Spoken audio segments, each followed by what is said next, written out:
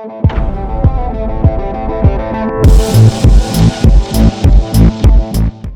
this show, we often talk about the metaverse and how to stay secure on Web3. However, when it comes to securing their systems, most major IT companies across the world have a code red, which is a plan that their IT administrators bring into effect in case of major security-related attacks. Just like Web 1 and Web 2, this code red is soon going to be a thing of the past because PCs protected by Intel vPro don't need to worry about these threats anymore. It helps defend against attacks before they even happen, thanks to the built-in multi-layer security. Time to cancel the code red. Intel vPro, built for business. Hi, welcome to Future Proofing. I'm your host Ekalavya Bhattacharya, and this show is presented by Intel vPro, built for business. In this show, we talk about Web3, blockchain, NFTs, a little bit of sense, some nonsense, but a whole lot of fun. Today's episode is special. Today is all about music. And music is one of the fields where we've seen probably the most action when it comes to Web3 and the blockchain. And today we have a very special guest lined up for you. Rarely do you meet someone who cuts across generations. He got us hooked to music demand shows in the early 2000s. He pretty much revolutionized EDM music in India. A fantastic VJ, a great host, and also someone who made it okay to tell your parents that you want to be a DJ as you grow up. Join us on the other side of this Intel vPro break on a fascinating conversation about music and Web3 with none other than Nikhil Chinapa. Hello, everybody. It's been another awesome, great week on the IVM Podcast Network. On Cyrus Says Cock and Bull, Cyrus, Naveen, Anirudh, and Antarish discuss how Snoop Dogg gave his personal blunt roller a pay hike because of inflation. On Simplified, Chuck and Shrika take a look at Facebook COO Sheryl Sandberg's legacy. On Pesa Vesa, Anupam talks to Vijay Mantri. He is the co-founder and chief investment strategy at JRL Money. They debunk the myth of active versus passive investing. On the Life Manifesto, Zarina teaches us the value of a good leader through the story The Emperor's New Clothes. And on Smarter with Sid, Siddharth explains how power dressing works. We got some exciting news for you. IVM Podcast has just launched its merch line, and you should check it out now. Head over to the IVM Podcast website, that's ivmpodcast.com, and click on the shop tab to check out our first collection of t-shirts. Also, do follow us on social media. We're IVM Podcast on Twitter, Facebook, Instagram, and LinkedIn. And remember, if you're enjoying this show or any of our other shows for that matter, please do tell a friend. That really does help. Don't forget to rate us on any of the platforms you're listening to us on. And also do remember, you can check out a number of our shows on YouTube. You can go to ivmpodcast.com/YouTube to get a list of the channels that we are keeping active. We also are doing a small listener survey. If you could go to ivmpodcast.com/survey to fill this out, it'll just take a few minutes and it really helps us out. And finally, we'd like to thank our sponsors this week, SBI Life Insurance, Apne Liye, Apno Ke Liye. Jupiter, a digital banking app. Capgemini, get the future you want. Intel vPro, built for business. And Intel, future but now wonderful with Intel-powered laptops. Hi, welcome back. In our studio today is Nikhil Chinapa. Thank you for being here, Nikhil. It's such a pleasure to be here, man. It's been a while since we've last met. I think you were talking about when we met maybe 9 years ago when we were doing an MTV show together, and there was chaos and pandemonium, and I think there was a pig involved as well. Yes. There was a large pig involved. A huge pig. That's a different story. We'll get into pigs and other animals on another podcast, but it is so good to see you again, Eka. So glad that you're here. You know, Nikhil, before the show, I was talking to my producer, and he was asking me, Eka, you have so many guests, right? And which one do you think has truly future-proofed themselves in terms of coolness and relatability? And I was like, let me see. Late 90s, super cool on television, 2000s to 2010, VJ, festival curator, EDM revolutionizer in India, 2011 to 20, still killing it, still being relatable to the next generation. How do you do it, Nikhil? And what's the role which music has played in all this?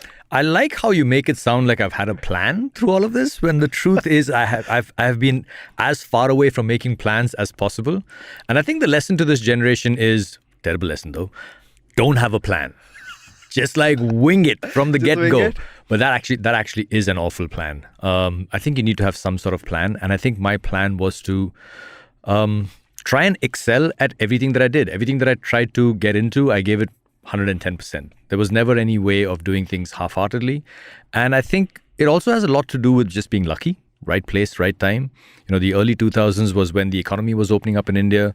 People were experimenting with many different things, including travel, adventure, music, festivals, events. Clubs were opening up. People were listening to different forms of music.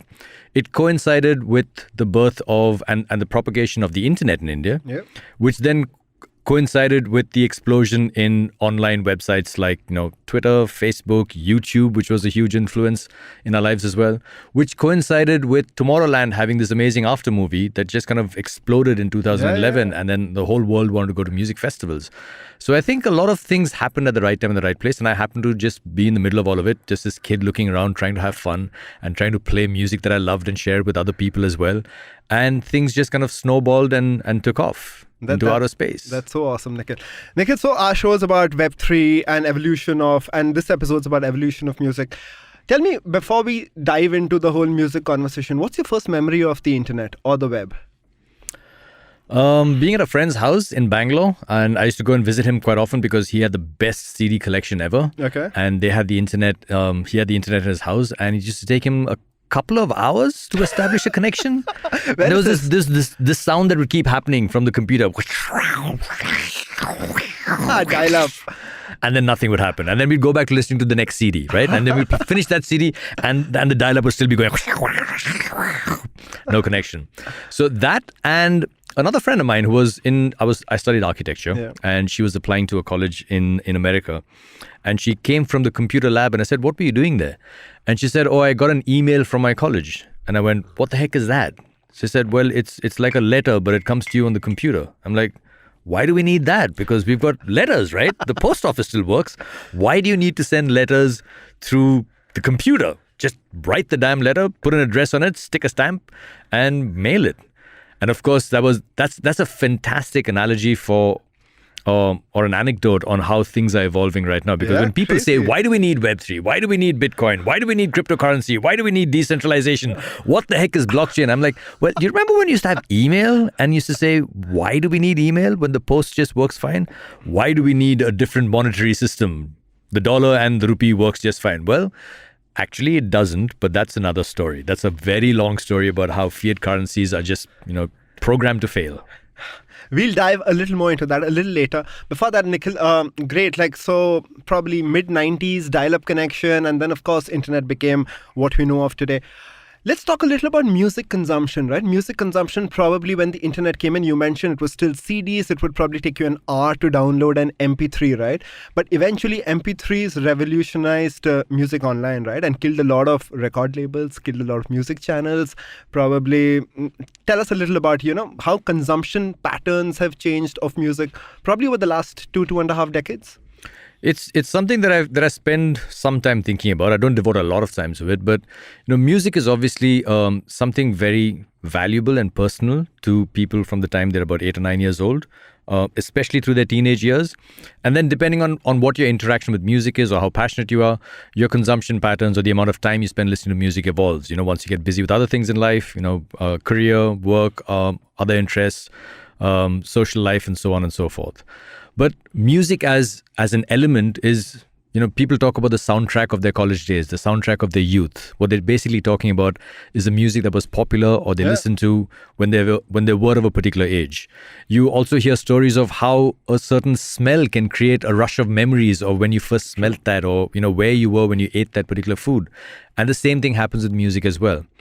But more recently, and I'm going to jump very quickly to the present day now, and especially for for platforms like TikTok and Reel and things like that.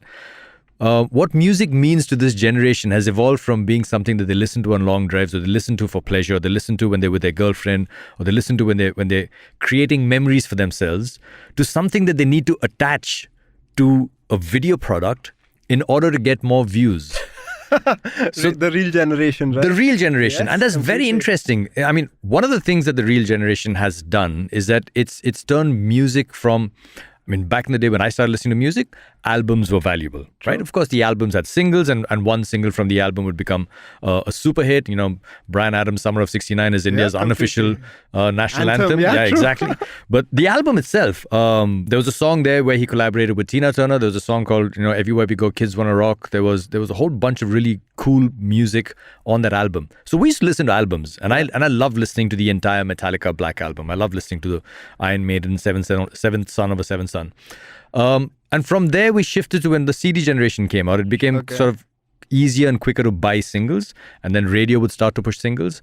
And now from the singles generation, we've started to move towards clips. Okay. Which is what goes on to Reels and TikTok. There were videos, right? After radio, probably video came in, and then music videos. Video was a parallel platform. Okay. Live performances were a parallel platform. I'm just talking about the consumption of music. People went from listening to full-length albums to listening to singles to listening to maybe streaming podcasts, and music on streams where algorithms would create. Seconds. And now it's 15 seconds of music.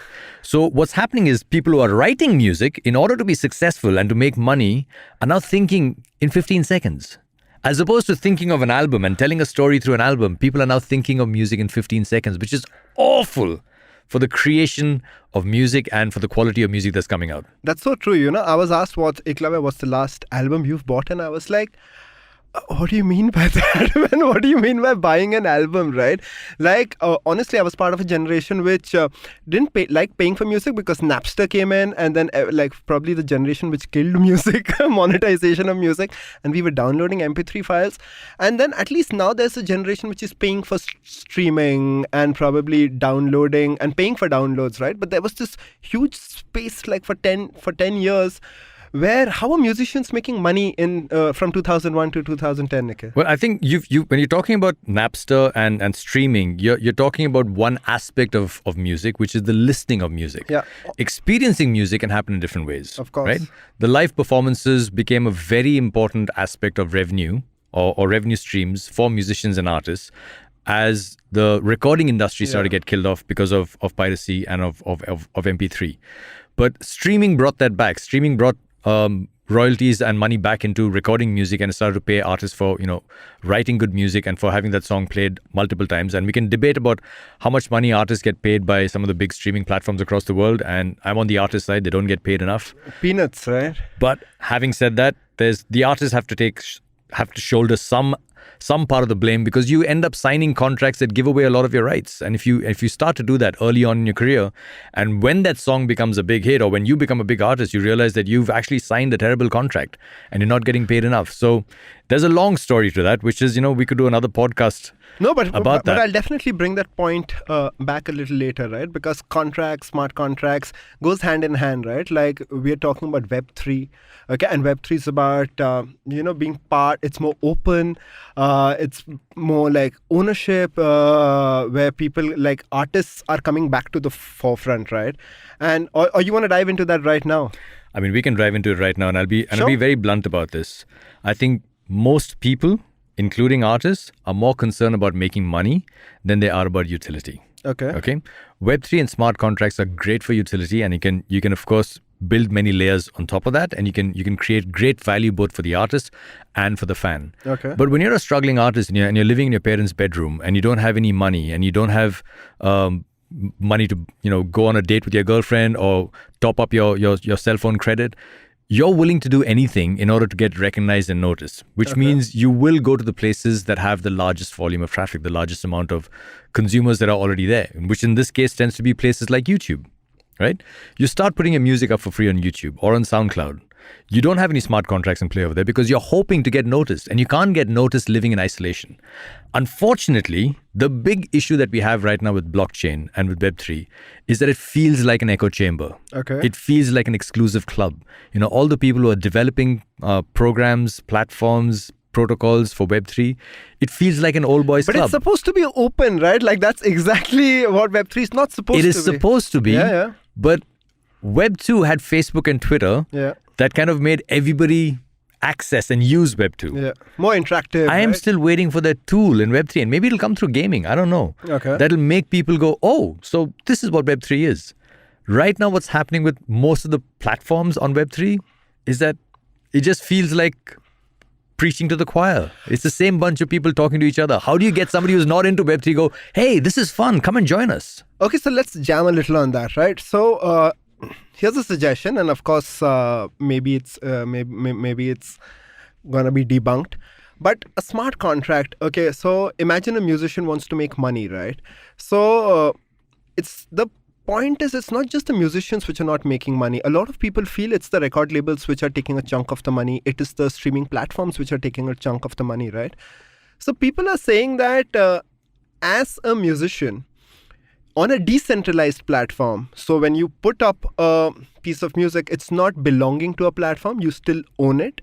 It's going to be more open, where every time someone hears it, every time a reel is made out of it, every time the song is performed somewhere, automatically using the blockchain technology, you will get your 1 cent, 2 cent, $1, etc. without you as a musician or your agent or your manager having to go chase after record labels saying, but this is what we had signed up for. You had told us you will give us so much money. So many people are listening to it. So as a technological solution to probably distribution and monetizing music, do you think there's any scope in that? Does it make sense? Or at the end of the day, people don't care too much. They just want fame and their money. Abhi chahiye paisa, and then baad ka we'll think of it later. From a technology point of view, I think it's brilliant. I think it's going to be game-changing for the music industry.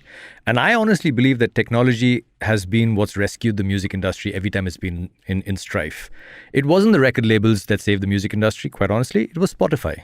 It was Ghana, it was Savan, it was Tencent, it was all of these streaming platforms that came around and created a different business vertical and a different money stream for artists and for record labels via streaming. The record labels didn't come up with that plan. And even now, the record labels, I don't believe they have a plan. And I think technology is what's going to help people monetize their assets much better going forward. But it requires mass adoption. Okay. Right now, most musicians across the world still don't know how to access Web3, still don't know what the blockchain is or how they should interact with it. And that's the biggest problem. But do you know musicians at least understand Web2 aspect of it? So this is for our young musicians, right? Who want to probably put their music out there. So is it still like a technological nightmare to upload your stuff on, say, Spotify, SoundCloud, YouTube? Or you're thinking like this generation pretty much understands this right from the get-go? I think if you've taken music seriously, you've done some of your homework, and I think you do have an understanding, or the information is out there. You can get it. I recently had a conversation with a Web3 platform that was offering to put up your music for free across all the major platforms in the world, like a distribution service. In return, they would also collect royalties for you and pay you all those royalties into an NFT that was on their platform. Okay. And the only way they made their money is they would earn off the interest on your royalties, but you would get your royalties in full. Sounds like a great plan, right? So there's always people that are coming up with interesting ideas and concepts and building for the future in various industries. But it requires mass adoption, and that's where I think there's a bit of a pain point. The onboarding system for Web3 and blockchain is a nightmare right now. The KYCs that you've got to go through to have to set up a wallet address and to get onto any kind of decentralized platform is crazy. So, and I know there are companies solving for that as well. But until and unless that happens and we don't get mass adoption, I don't see how this is really going to become a movement. The technology is there. You're right. It exists. But in order for that technology to be viable, it needs to get to a tipping point of users. And then once the whole world starts to do that, that's when it really becomes sort of a living, breathing entity on its own. And then it has a life of its own after that. Very interesting. Nikhil, a little about, we've used the word decentralized a lot. When someone says a decentralized music platform, what is it? Like, just try to explain what's a decentralized music platform. I have no idea. You tell me what it is. I'm pretty sure it's out there. I mean, people are building things all the time, and it's very, very difficult to try and keep track of these things. But what you mentioned about smart contracts, about getting paid automatically, great. That's a great idea. But what if that young struggling artist, I mean, if you're Coldplay, sure, do smart contracts. Everything is nice and locked in and everybody wants your music and they'll be happy to give you what you want. You're already popular, right? Yeah. But if you're a struggling indie artist sitting in Bhopal or in Indore or in Mumbai and you've put out this song and you've got your friends to get together and shoot a music video on Marine Drive, you're going to want to put that music video on YouTube. You're not going to get any money off that. Or barely any money off that, because YouTube is where all the kids are right now. Yeah. You're going to put it up on platforms where people are already existing, sampling, like on Instagram, and you're not going to make much money off it. And then hope that someone virals it on a reel, right? Yeah. and then hope that eventually a Web3 platform will come to you and say, we will do this for you, right? So the secret to success as a musician, to succeed in Web3, is to not think about it from a Web3 perspective, is to think about your own life cycle as a musician. Early on in life, you will need solutions that are more basic. You will need feet on the street. You will need Web2 platforms. You will need to play at college events for free. You will need to busk on the street. You will need to do all those things to build a name for yourself. Once you start building a name for yourself is when things start to get interesting. And then you try and figure out where you can get some money from to make a decent music video. Who pays for that music video? Do you crowdsource it? That's where Web3 can come in as well. And then how you grow from there. Then your touring becomes very interesting. Do you crowdsource your touring efforts? Do you tour in places where you have the most amount of listeners or viewers for your music videos or for your streams? And how you go about accessing that information? Again, decentralization could help you with that, because right now, even though you have Spotify for artists, they're very reluctant to give you any real data on what you should be doing. Right? Data is a very, very precious commodity, because we don't know what's happening there. Neither does the CIA, neither does the FBI. Nobody seems to know what's happening. You don't know who's listening to you a lot of times, right, as a musician? I think so. But I guess Spotify also is working on those aspects, because they understand that it's a pain point for their artists. So a lot of people are working on many different things, but there is no one magic bullet, Eka. If you want to succeed in this space, and even if you want to succeed just in Web3, there is no one magic bullet. It's not like you just can't say Web3 as a musician and fat karke music money will happen. And not everything needs to be Web3. This is really important for people who are getting into Web3 or who are evangelists in the Web3 space, as you and I are. We also need to explain to people that listen, sometimes a Web2 solution might just be the best solution for that product or for that project. Everything and anything doesn't need to be Web3, which is where Bitcoin maximalists and I sort of disagree a little bit. A little about, you mentioned crowdsourcing, right? And platforms like Kickstarter, etc. And again, we spoke about a little, young musicians, probably young indie musicians who maybe have the it factor. So right now, as I understand it, right, like you have to either be a musician and put something on YouTube and hope it virals, and then you're hoping people will reach out to you. But if you're not a viral sensation, if you're good, okay, if you're not great, but if you're good, and no record label is willing to sign you on, right, is there a scope where you put up a piece of content and say, this is me right now, and I may have some talent, but here is an opportunity for you to be part of my long-term journey. Invest in me, probably in terms of time, money, etc. And you will own 1% of my royalties for life. Is this more fictional? It's good. Like, is it more, theoretical, or you actually see this happening? Have you ever invested in like a young musician who says, "Sir, please listen to my track and please invest or please help me"? Do you think there's some scope in this? So I'm that paradoxical creature that deeply believes in NFTs, but I haven't purchased a single NFT. I was just going to ask you that. Okay, and here is why. Because again, going back to my earlier point that people want to make money and they don't want to really build utility. I think the real power and potential of NFTs lies in the utility factor.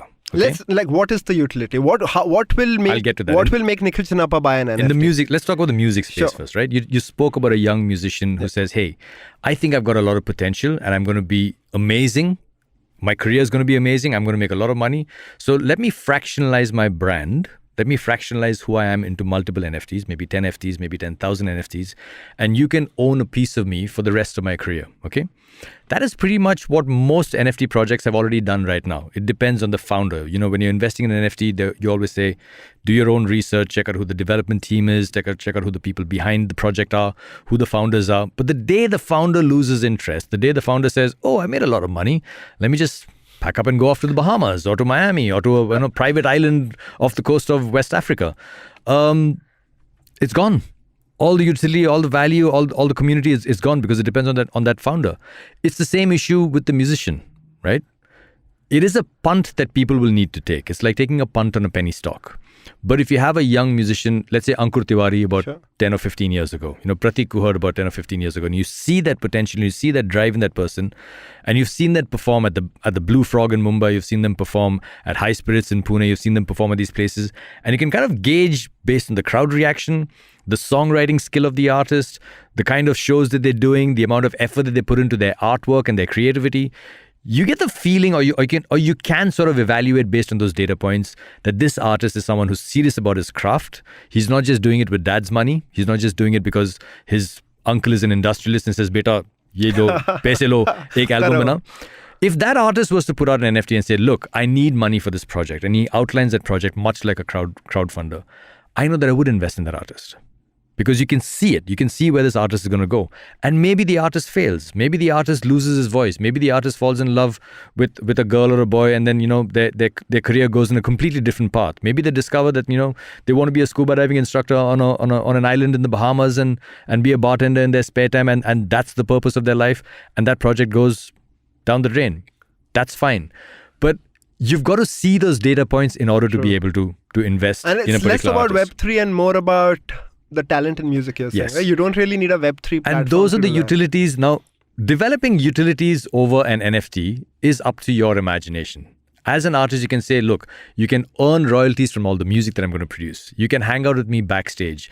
I'm going to do a music festival for 50 people in the Maldives once a year, and if you own this NFT, then you will be invited to it. You can build any kind of utilities onto it. Every week, I'm going to have a cup of coffee with a fan. Holding this NFT will give you the right to be in a lottery for that cup of coffee with me, right? So you can build any kinds of utilities like I'm talking about onto NFTs. The fractionalized earning from existing catalog is a very interesting utility that I think some record labels are getting into. And the example that I like to give them is Hey Jude by the Beatles. Yeah. You've got a lot of Beatles fans who would love to just have a plaque on the wall saying, I own a piece of Hey Jude. You can fractionalize Hey Jude into, and ideally speaking, you would do it 49% to the public and 51% to yourself, so you never lose control over the asset. And that 49% could be broken up into 1 billion pieces, and people could earn theoretically from royalties of Hey Jude getting played on different platforms or from sync rights, so on and so forth. But a fan would just want to say, hey, I own a piece of Hey Jude, even if I earn no money from it, or if I earn 10 cents a year from it. For vanity, right? Like as a fan, it's awesome, right? As passion. As passion. So you can fractionalize NFTs, and if your NFT is valuable enough, you can use it as collateral to raise loan, either in fiat or in cryptocurrency. Wow. Nikhil, on that note, we'll take a quick jump to the segment which we do on our show. It's time for Eka's Commandments for Future-Proofing. Web 2.0 brought social media where it was possible to interact with each other via comments, GIFs, photos and videos. And this brought the whole world a little closer. Web 3 is all set to take things one major step forward. People can now have their virtual avatars hang out with each other, attend digital offices, virtual classrooms, online concerts, etc. Work from home, but you can now even party from home. Recently, someone in India held a wedding on the Metaverse, attended by 500 guests. Talking of doing things virtually, there has been one platform that has been helping IT departments all over the world help their users remain safe and manage their PC while they work from home. I'm talking about Intel's vPro line of processors. Intel vPro provides modern management options to remotely discover, repair, and help protect PCs in your entire organization, which will help simplify support and improve user experience. Intel vPro, built for business. And we are back in the fascinating conversation about NFTs, Web3, blockchain and music with the fascinating Nikhil Chinapa. Nikhil, we were talking about fractional NFTs. Let's take a few examples of some bands which have released their NFTs, right? So before we go into that question, Eka, and because we've just come back from the break, the other thing that I want to underline again over here is what I brought up earlier on in our podcast about how we're not able to bring people who aren't into Web3 into the Web3 community. And this conversation that we're having right now kind of underlines the problem that we're facing. A lot of the things that we're talking about, a lot of the terms that we're using, a lot of the experiences that we're discussing over here are from a space that most people have no clue about. We're talking about the fractionalization of a digital asset into NFTs that can earn in a fractionalized manner. You want to explain that? And most people don't get it. It's like, tu kya bol raha hai? Should I try to explain that? It's easy to understand if you get into it, but there's no reason for somebody to get into it. Why not? Yeah, Nikhil, see, that's the future, right? Like what you were speaking about email, and this is just what we discussed earlier, right? Where you were asking, why do we need an email? See, a lot of people who are entering this space right now, they are born into it's the screenagers. I used to use that word, right? At MTV, like screenagers watching on TV, watching on your phone, watching on your tablet. And at the end of the day, it makes sense, right? It makes sense. Why? Because Web 1 was probably read, Web 2 was read and write, Web 3 is read, write and own, right? And when it comes to read, write and own, logic says that if there's an asset, which can be, say, a song, right? And you realize that there is earning potential in a song. Logic says that ownership of that song, if made simple because of blockchain and trackable, and through smart contracts, payments can go out where trust, right? Trust is the biggest word when it comes to Web3 and blockchain, right? If that utopian, I would still say utopian and science fiction world, if it becomes true, then that particular song, and that's what Nikhil just said, right, before the break, using the example of Hey Jude, if we use that song and we break that down into, say, 49%, because at the end of the day, you feel the artist should still own the song rather than, unless the artist is really desperate, right, and can't pay for his bills. So what happens is people can own that. And every time the song is played on any platform, anywhere in the world, in the metaverse, in a game, in a future, in a future platform like TikTok and all, you will get automatically money into your account. It's logical, right? Like that's where I'm saying that, which is why I'm an evangelist, right? Apart from the cryptocurrency aspect of it, a lot of the stuff which we're talking about, it's called future proofing because, 2-3 years later, when people will hear this episode, they'll be like, shit, man, Nikhil spoke about this and it's happening right now. Which is why I think, and it's important to have these conversations, right? Because most of the conversations about blockchain end at crypto, right? Most of the people say that if you invested 15 rupees in 2010, it would be 15 lakhs. And then there's a little bit of FOMO and people are like, shit, I don't want to talk. I could have made so much money. But if you remove that aspect of it, right? And if you look at the logical aspect of it, I think it makes sense, right? You disagree? No, I don't disagree at all, man. I don't disagree at all. I do believe that this is the future. I do believe that this will grow. There may be some opposition from record labels. There may be some opposition from people who are actually hoarding money right now that doesn't rightfully belong to them. And if there is a way of getting that money to the rightful rights holders of the works of music and the digital assets, then yeah, we should do it, and I think the world will move towards that. And I think record labels should be leading this. I think it's the same thing what you mentioned earlier when we were chatting, right? Like it's not Viacom who bought YouTube. I don't think Google. Yeah, so I don't think record labels will lead it because it relinquishes control for them.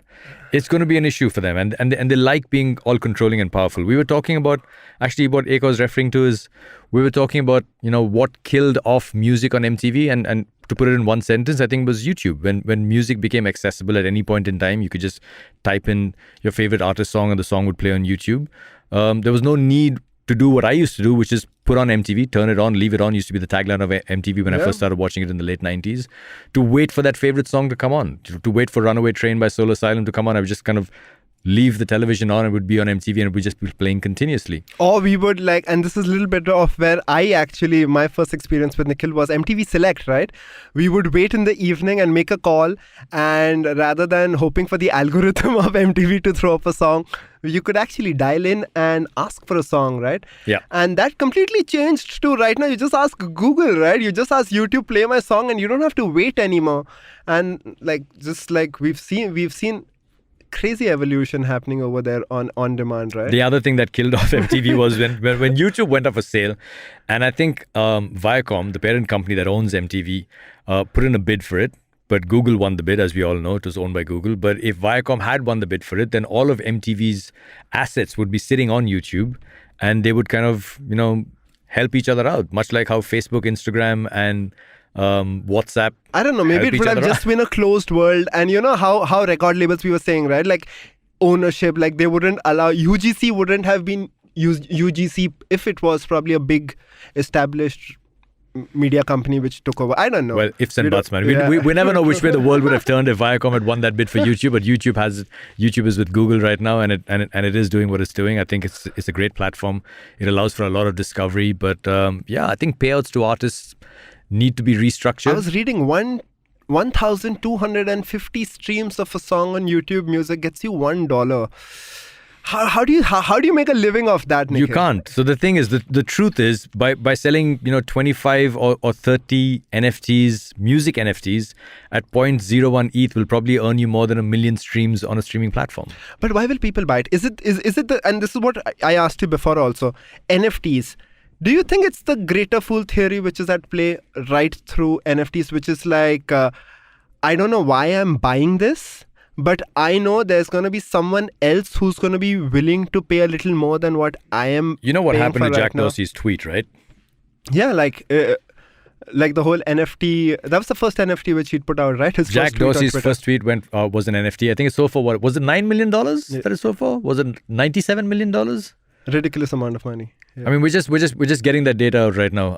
Our scientists and our research team is working on that. The guy who bought it tried to resell it, and I think the highest bid, if I'm not mistaken, was $600. Nobody gave a damn. So the question that you asked was, why should anybody buy it? That's an answer that the artist needs to come up with. That question needs to be answered by the artist, because you can say, hey, I'm into Web3, I'm into blockchain, I'm doing this music NFT, it's so cool. And I actually read this tweet by one guy saying, where are all the NFT, where's the NFT community? I've put out like 6 NFTs on OpenSea and there's not a single bid for it. and I went and checked the NFTs out. Rubbish. Absolute rubbish. So the question to why would somebody buy this, the artist needs to answer that. Nikhil, why will somebody give a damn? I'll take that on to say, okay, let's talk about $2.9 million to $280. No, so what did it sell for? What did it first sell for? It first sell for the figure that you said. Then it went on an auction and it was $2.9 million. And after 2 months, it was just $280. 2.9 million? I thought it was more, 29 million. No, That's 2.9. 2.9 million? Okay. So Jack Dorsey's first tweet went for $2.9 million. The guy who bought it tried to resell it, and I think the highest bid was $600 or something. couldn't find a greater fool. Nobody. And then he went like, oh, but I never really want to sell it. It's really valuable. I'm going to hang on to it. I'm like, idiot. for passion, maybe. I actually questioned it when it happened. I did a show back then, and I was talking to somebody who's part of the NFT community here in India, and I was like, where's the value in this? Because, there are so many famous celebrities who put out their first tweet. So there's nothing rare about this. Yeah. There's no utility factor to it. Why is this a collectible?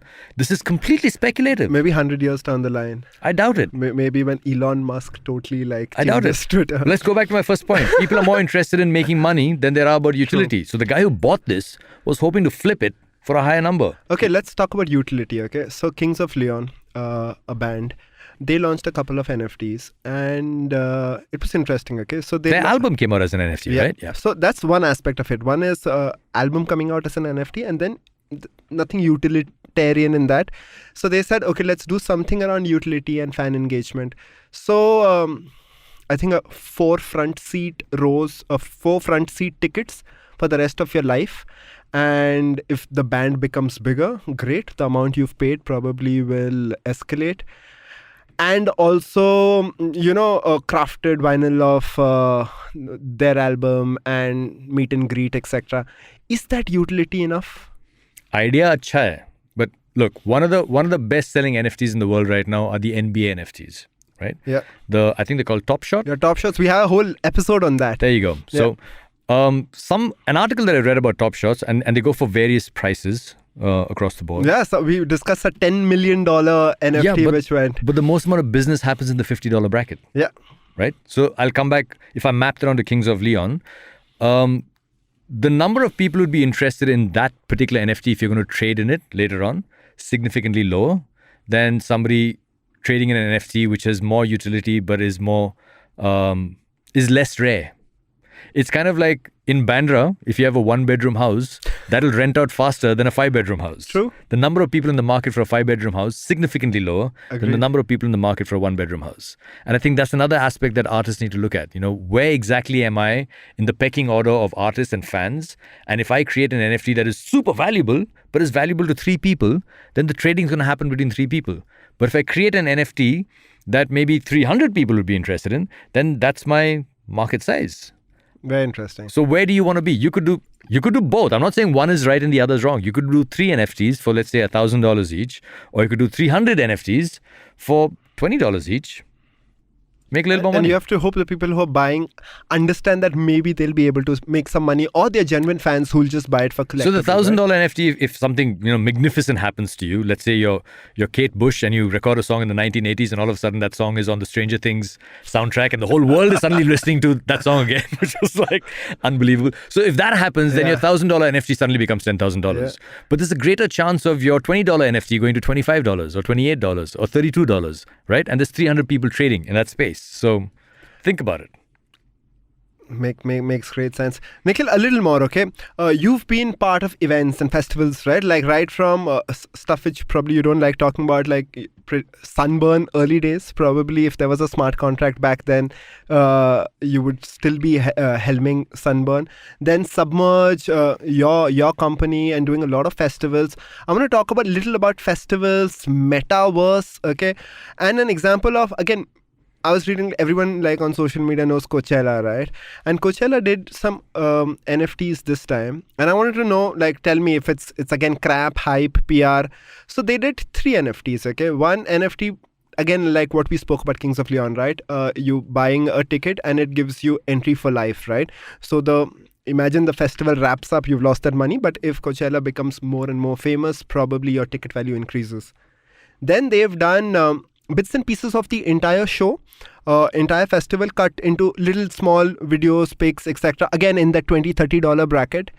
And then they've done another NFT, which is in the, makes you feel good as part of an art you're owning. So they give you a physical piece of some physical mantle along with some recording, etc. Which of these 3 make sense, and do they not make sense at all? They all make sense, and none of them make sense. I don't think there's any such thing as crap or hype or something for PR value. You've got to try different things and see what works. There's no reason for you to not try something, despite all your friends telling you and everybody around you advising you that it's not going to work. There's no reason why you shouldn't try it if you have a gut feeling around it. Research has shown that as a musician, if an album back in the day used to cost, $9.99, that's what you paid for an album. They did research and they found out that a super fan would pay up to $150 to interact or to have something meaningful or a meaningful engagement with their artist, with the artist that they love, right? If you're going to work in Web3, if you're going to take your music and take it to Web3 and you're going to do various things with it, and let's say right now we're talking about NFTs, you've got to think about it from that point of view. You may want to just put an album out as an NFT and somebody will say, okay, I'll buy this for $9.99. Or like Kickstarter programs do, you may want to give them more and more benefits. You pay a little more money, your name goes onto the album. You pay a little more money, I send you the album and a t-shirt. You pay a little more money, I'll come and perform for your friends in your house. You can build in various utilities into those NFTs, and depending on how you as an artist grow, the value of those NFTs, as long as they're tradable, becomes, less and more. It again is left up to your imagination, and it's hard to do that. Let me underline that point, because most people talk about social media being hard for artists. They're like, hey man, should I write a song or should I figure out whether I should take a picture of my breakfast and post it on Instagram? I'm an artist. I want to make music. I want to write songs and I want to perform songs. That's what I do. But your breakfast might get more likes than your real song, right? Like many artists are not able to think. World. Many artists are not able to think along the lines of what should I do for social media? Like, I'm getting a haircut. Should I take a fucking picture of me? I don't know. Can I use that? Yeah. Should I take a picture of me like taking a haircut and, is that going to get me traction? Similarly, artists who are, consummate musicians, who can only think about writing music and performing music, are going to find it very difficult to think about what does my fan want? How do I interact with my fan? Should I do this as an NFT? Should I make a t-shirt? Should I make a sticker? Should I make a video game? And that is people hard. will slowly figure it out, right? Like some people will do it very easily, and some people never will. I think FOMO will drive this, like a lot of people. Eka, that's the issue. Everybody's FOMOing. Yeah. And what I want to say is, listen, man, calm down. You don't have to do all of this right now. I would always say that regardless of what's happening in technology, what's happening on streaming platforms, at the core of your existence as a musician is the music. Focus on that. As the music gets better and as more people start to like the songs that you're writing and playing, you will attract people who will want to manage you and want to help you. You hopefully will tie up with the right management team that will then help you develop the NFTs, the touring program, the brand associations, and all of those things that go along with becoming an ultra successful musician. But till then, just focus on the music. the smart contracts will come, and they should come. They will be very valuable. Blockchain technology will help you monetize your assets and your work and your career in a much better way. But right now, if it's very difficult for you to deal with all of that, please don't deal with it. Just focus on the music. And if you can deal with it, sure, go ahead, have fun. And if you can help somebody else out, because we really do need to onboard more people into this community, because it's very difficult for people to understand and it's very intimidating. Sure. Okay, another question to help our viewers, right? What does the metaverse mean to you, Nikhil? I think it's going to be a fun plaything. Okay. Much like Xbox and PlayStation, the people who do it are going to absolutely love it. People like me who don't own an Xbox or a PlayStation will be like, hey, I like going scuba diving. No, but like in music, right? Do you see people attending virtual music concerts, right? And earlier I would say no, but we saw the pandemic came in, affected a lot of musicians, live performances, etc. across the world, right? And slowly people started paying a little for, say, live performances through Zoom. I don't know. I didn't, but I'm sure some people did, right? Do you see in the future, in the metaverse, right? Like people partying, like you want to party with people in Australia, Sweden, etc. Your friends out there, everyone wearing virtual headwear and dancing in this metaverse, which is, they're not there, but they're still there, right? Let's talk about two types of virtual experiences. One which was very successful. I think Veer Das did a whole bunch of stand-up routines for people at home through Zoom. That was very, very successful. And a lot of people did streaming sets from their homes, which was not so successful, because beyond a point, Tinku from the second floor was also streaming along with Coldplay. So like, what stream do you listen to? The experience of Veer Das, of course, much better in an auditorium when you can hear other people laughing around you, and the atmosphere is amazing. But since it's spoken word and the artist is in front of you and you can see his facial expressions clearly because the camera is that close, probably was a great experience. I saw some clips. I never watched one of his entire shows, but I can understand why people would want to pay money to have that kind of an experience. So you feel that you're there, right? No, the experience is still complete, even if you're not physically in the room. Okay. Music, however, concerts especially, if you're not in the room, it's a whole different experience. But you are right. With the pandemic, people have gotten used to the idea that, I can pay $5 and I can't be there myself. So I don't mind paying the $5 to experience this. But let me ask you this. Your favorite music festival, would you rather be there on the front line, leaning against the Mojo barricades and screaming your head off to the songs of the artists that you love? Or would you rather be doing that sitting in your living room, wearing headphones, screaming at your laptop? I think that's age, Nikhil. It depends, right? And honestly, if you think about it, a lot of people, apart from a particular band, right? A lot of people would love to go to a music festival, but as you age, you realize it comes with traffic, it comes with commotion, it comes with you might not even. Eka, you're the wrong demographic, Eka. You're the wrong demographic. No, but I'm being realistic. I'm talking about experiencing music, right? For example, let's say I'm an audiophile. I've got the best audio sound system in the world, and I'm a huge jazz fan. North Sea Jazz Festival is going to do a streaming thing in 4K audio, and it's going to be amazing. I might actually go in for that. I might pay $50 and say, man, I'm going to stream this through my system. I'm going to get a glass of whiskey. I'm going to sit back in my favorite armchair right in the middle of my 2 tower speakers, and I'm going to be blown away because the TV's there. It's going to be way better than actually being there. But when you're 19, 20, 25, 30 years old and you want to kind of feel and smell the sweat of the person next to you, it's a more community aspect, right? Like you're talking about, like, probably extroverts, introverts, I don't know, maybe, because music festival experience, rarely have I seen someone go to a festival alone, right? It's more like friends, or you even if someone's going alone, you'll go and make new friends, right? Like rarely so have I seen. The metaverse will have to figure out how to create the community experience. Completely. Right? When you go to a music festival, you've got the lights, the lasers, the fireworks, the people around you. And to a certain extent, the lights and lasers and fireworks, you may be able to simulate that. You may be able to find a digital version of it. But what is the community experience? What is the experience of chatting to a girl that you met while standing in a queue to get a drink at the bar? True. Like that's and they have done that as well. They've got like tags of people, and you can engage in a private chat with them in a private chat room, and you can exchange phone numbers and things like that. So they are trying to fix for it and solve for it, but it just feels very aseptic. There was a movie, I'm trying to remember which movie this was, where a guy comes back from many years ago, and then this, he gets friendly with this police officer, and then they sort of consent to having sex, and she hands him a headset. and goes, "This is how we have sex now. This is like many years in the Black future." Mirror episode, right? And he was like, "Wait, there's no exchange of bodily fluids." And I'm like, "Oh, bodily fluids? No, we don't do that." So it's I can go on about this, man. One of the reasons people went to bars and clubs, and people have continued to go to bars and clubs, is sex. Yeah, completely. To meet other people and to hook up with them. Yeah. When platforms like Tinder and especially Grindr for the gay community, when Grindr came up, it killed off a lot of gay bars in Amsterdam because people didn't need to go to these venues to meet like-minded people and to hook up with them. So they were able to do it online. So music festivals do that to a certain extent. It's not just the music, it's the experience, it's the community experience, it's socializing. The metaverse right now doesn't necessarily give you all of those features, but I still think it's a great business model, and it is a great streaming potential. I mean, it's a great revenue potential model for the future. Great. Nikhil, now slightly wrapping up, you're a young dad, I would say, right?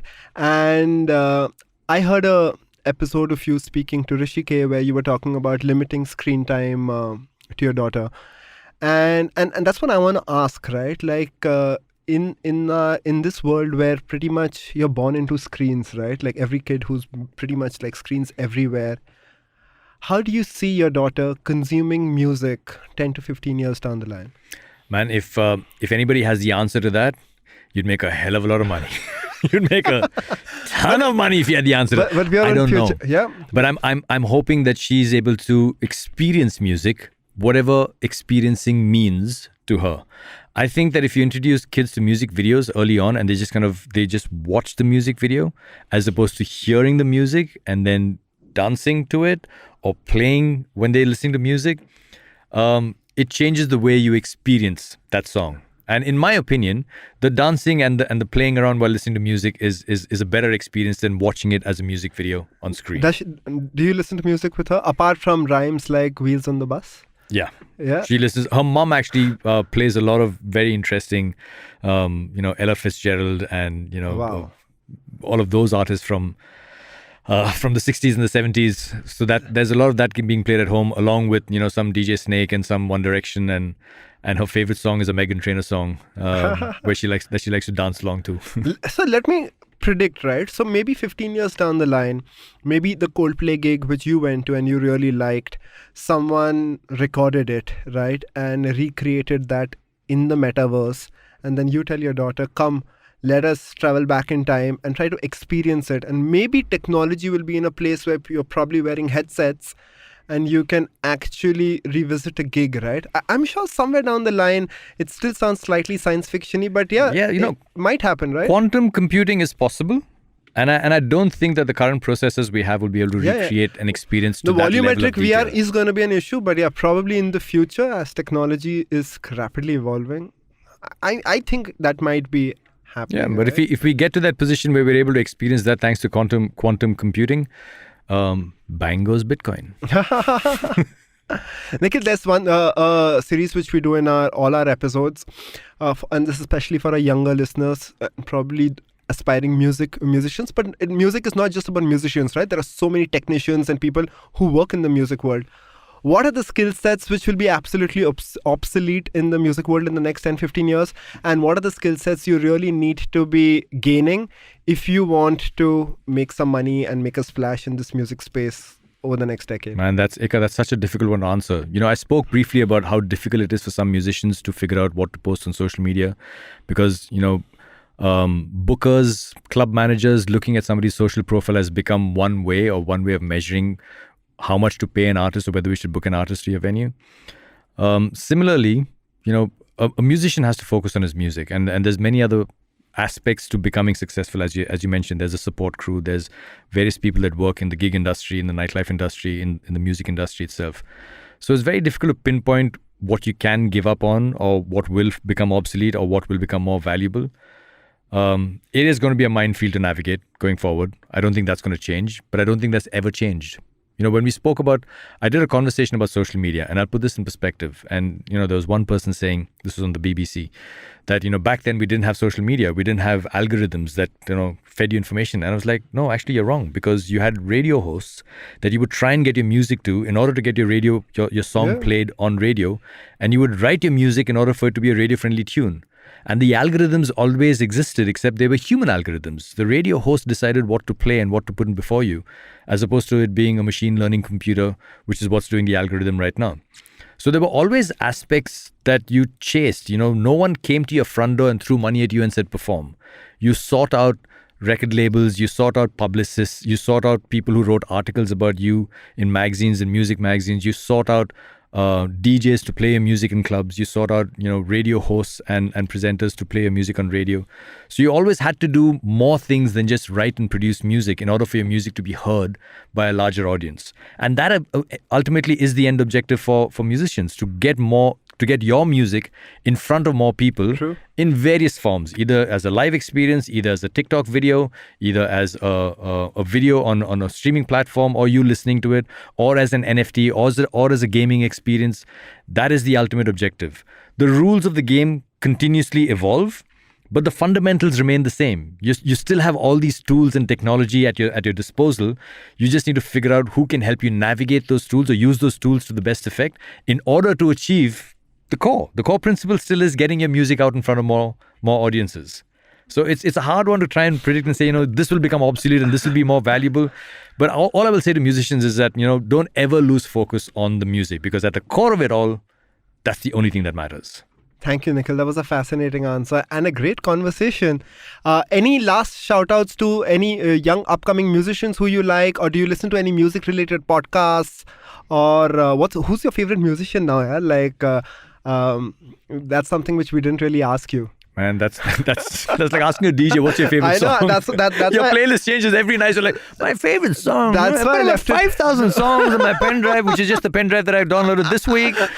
That's why I left it till the end, right? No, actually, I think my favorite song right now, jokes apart, is the Meghan Trainor song, Better When I'm Dancing.